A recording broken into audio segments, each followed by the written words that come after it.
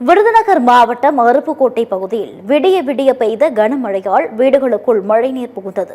இதுகுறித்த முழு தகவல்களை எமது செய்தியாளர் செந்தில்குமார் வழங்க கேட்கலாம்.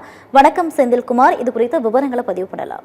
அதாவது ஓவியா, தமிழகத்தில் வடகிழக்கு பருவமழை தீவிரமடைந்து பல்வேறு பகுதிகளில் கனமழை என்பது பெய்து வருகிறது. குறிப்பாக விருதுநகர் மாவட்டத்தை பொறுத்தவரை ஸ்ரீவில்லிபுத்தூர், ராஜபாளையம், அருப்புக்கோட்டை, சிவகாசி என கடந்த 4 நாட்களாக கனமழை என்பது பெய்திருக்கிறது. இந்த நிலையில் அருப்புக்கோட்டை பகுதிகளில் நேற்று இரவு விடிய விடிய கனமழை என்பது வெளுத்து வாங்கியது. இந்த நிலையில் கனமழை காரணமாக அருப்புக்கோட்டை அருகில் உள்ள பெரிய புளியம்பட்டி பகுதியில் மழை நீர் பெருக்கெடுத்து ஓடுகிறது. இங்கு 10க்கும் மேற்பட்ட நீர்நிலைகள் அனைத்தும் நிரம்பி காணப்படுகிறது. மேலும் விருதுநகர் அருப்புக்கோட்டை பிரதான சாலைகளில் நீர் தேங்கியிருப்பதன் காரணமாக வாகன ஓட்டிகள் கடும் சிரமத்தில் அலைகிறார்கள்.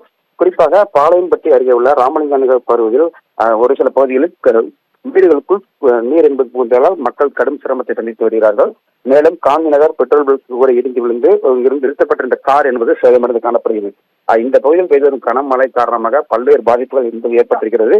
உடனடியாக மாவட்ட நிர்வாகம் சீர் செய்ய வேண்டும் என கோரிக்கை எழுந்துள்ளது. கோவியா.